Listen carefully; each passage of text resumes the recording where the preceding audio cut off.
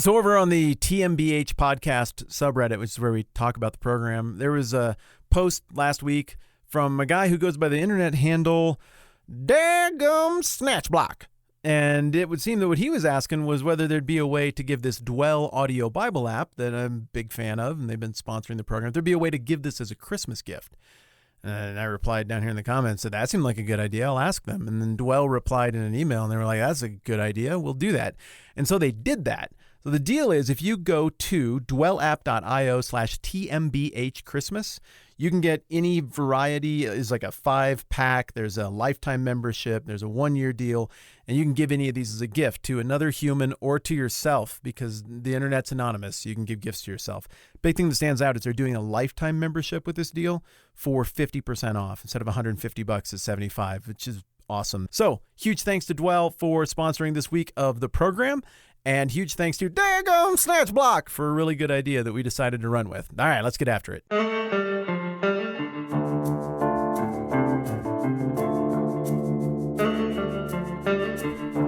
Talking about John the Baptist in Matthew chapter 3, it says in verse 3, "This is he who was spoken of through the prophet Isaiah, a voice of one calling in the desert, prepare the way for the Lord, make straight paths for him." So we're talking about John the Baptist.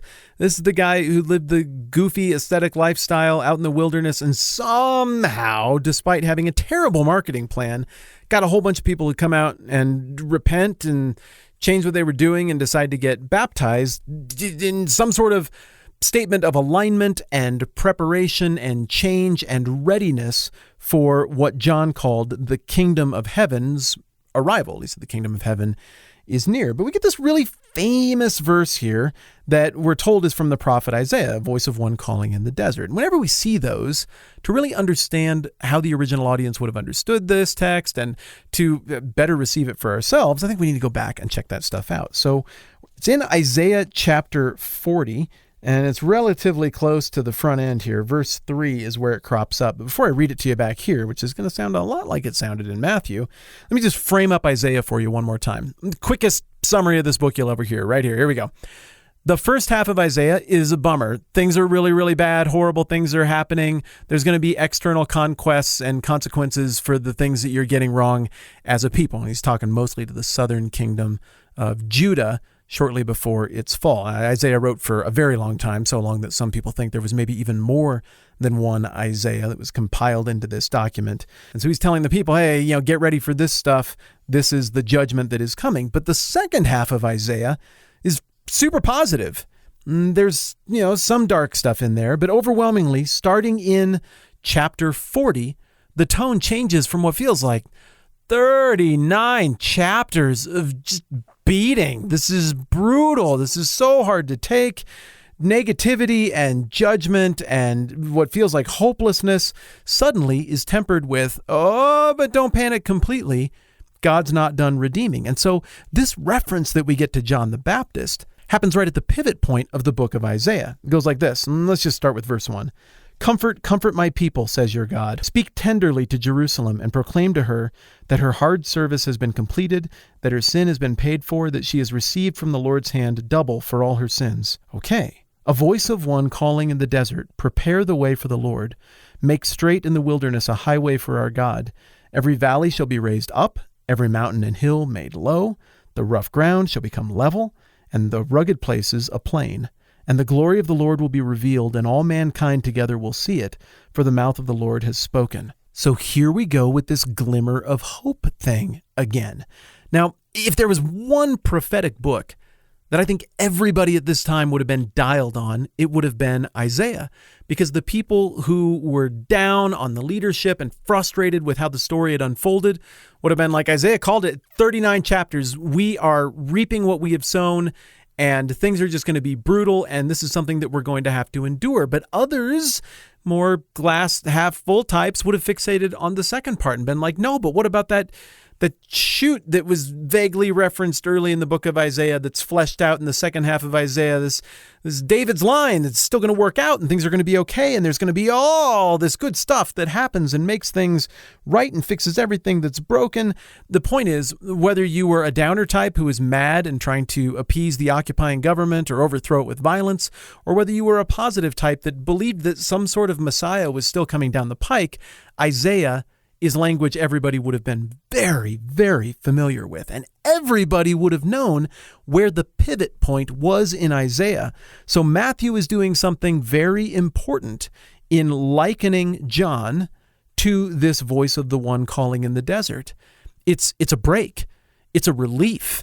It's a change of pace from the pain and the suffering and the yuck to something that is comforting, to something that has God warming up to his people or making himself more available and present and about to do a thing again. So the language here would absolutely double up beautifully next to the language of repent, for the kingdom of heaven is near, and that both of these things evoked a sense that God was about to be active again. And the language that goes on to talk about basically terraforming things, leveling stuff out and making the rocky wilderness unusable terrain suddenly usable and beautiful and arable. That kind of language would have stood out very dramatically in this particular geographic location that everybody would be envisioning down by the Dead Sea, where stuff is badlandy and awful and wrecked. I mean, what would it take to make this terrain level and usable? What kind of power would that take? We're looking at a major sea change that's about to happen, and the subtleties of the language would be backing that up. Once again, John the Baptist, I believe, was crystal clear on what his role in all of this stuff was. He would have been raised around the story of Mary and Jesus and that visit that happened when both he and his cousin were in the womb. He would have been raised on the story of what happened in his father's life because he didn't believe the angel Gabriel and how he got his ability to speak back when John was born. He would have been raised probably memorizing and reciting the words of the prophecy that Zechariah offered that we looked at over in Luke a couple of episodes ago. John knew what his destiny was. I think he probably had a pretty good idea of what it was going to cost him to take on, frankly, a lot of his dad's co-workers in communicating something that they weren't going to agree with and they weren't going to sign off on. I think he knew that he would be better off taking this message to a place that fit the prophetic language surrounding him and that better illustrated the gigantic change that was about to happen. And as a result, as we've discussed before, this worked. People showed up. They were eager to respond. But, and this is maybe one of the really important points of this particular conversation today, I'm not sure they knew exactly what was going to happen next, and I'm not sure John knew exactly what was going to happen next. You got this following, and it's really growing fast. It's growing fast enough to attract the attention of the powerful elites back home, and we'll get to that once we get to verse 7 here down the road. And you got people confessing and being baptized and friction starting to happen, but where do you point this thing? Where does the movement go? They're not just going to hang out in the desert and follow John and keep getting baptized. I mean, you don't see anybody getting repeatedly baptized here. This is like a moment in time. This is a preparation for the next thing. Even his language, repent for the kingdom of heaven is near, says this isn't the end game. This is the preparatory game for whatever's going to come down next. In other words, the situation, historically, prophetically, dating all the way back to Isaiah, the situation dating back 30 years to the time of the birth of Jesus and John, the situation politically, all of these things are just pregnant for the next step to happen. And the next step is going to happen when the guy who all of this is about shows up at the Jordan River where these baptisms are occurring. And John immediately recognizes this is the point. This is where this story is going. And there's something of a handoff that occurs here. But what's interesting is that the transition isn't quite as smooth as you might expect for how everything goes down. And in future conversations, we're going to have to come back to this and look at what happened with the cult of John the Baptist, too strong a language. I'm not sure it really is. Let's just use that language. If you don't like it, you can substitute other language in your brain as we go along. But really, what occurs with this tangent that isn't quite sure where it's supposed to go? And this doesn't just linger for a year or two into the ministry of Jesus. This John the Baptistism is going to go on for at least decades. And we're going to see it come up again all the way into the book of Acts. Again, more on that later.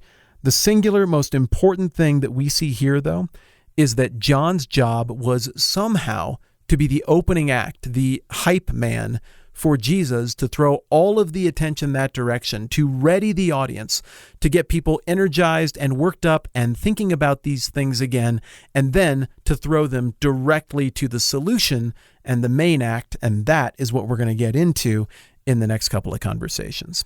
Thanks to everybody who supports the program at patreon.com/thetmbh podcast. Can't tell you how much I appreciate what you do there. It makes all of this possible. And I can't tell you how much I appreciate just having the opportunity to turn on a microphone and talk about interesting things that I think have huge implications with all of you. All right, I'm Matt. This is the 10-Minute Bible Hour podcast. Let's do it again soon.